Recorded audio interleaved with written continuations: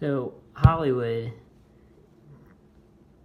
is terrible. Like, they look at the best of Korea and say, we should remake that.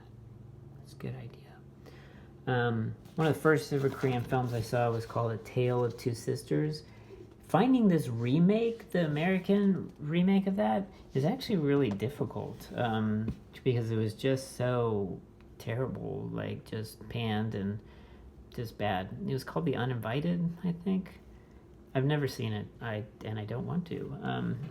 That film is too beautiful. There's no way you could succeed. It's just not possible. And that's the same thing that happened when Spike Lee made his little terrible mistake of remaking Oldboy. You're just not going. You could put an amazing person at the helm of it. Samuel Jackson's in that film. That's the reason I have this. This is one of the better copies I found of it. Just bad. So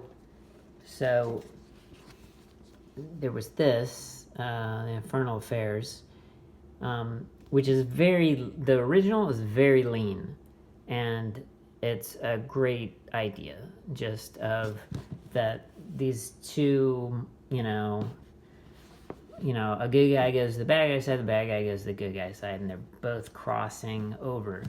And so, of course, The Departed was made, but the reason why that succeeded, I mean, you got Martin Scorsese, you have a true story that's actually going on.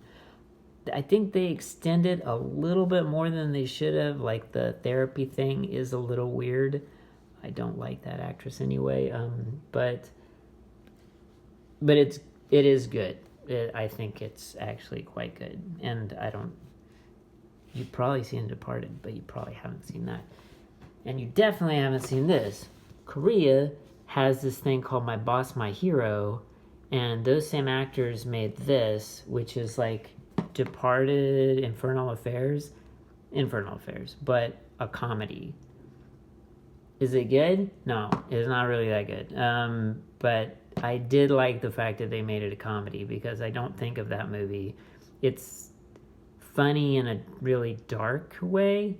There are funny, kind of obscene scenes, but at least the Scorsese one.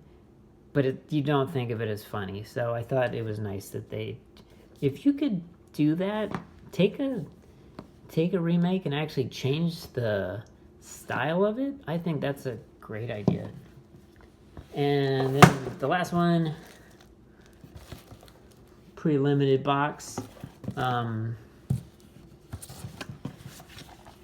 There's this Chinese film called, it's Johnny To's film, The Drug War. I have never seen it. It looks a little dated. I'm not a huge Louis Koo is like one of those people that's a little too beautiful, like too sculpted and perfect, that it's kind of jarring to look at him.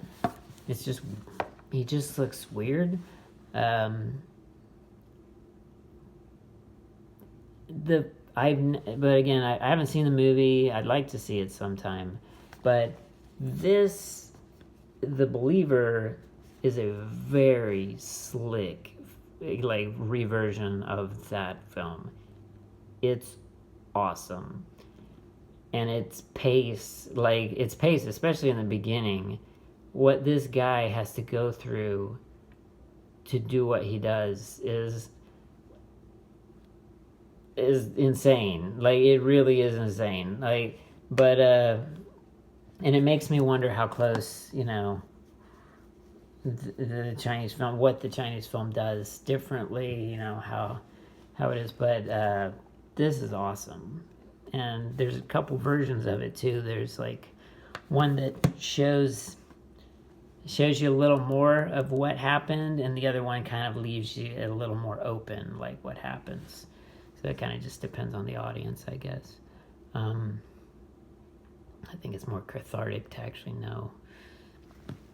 I like it though.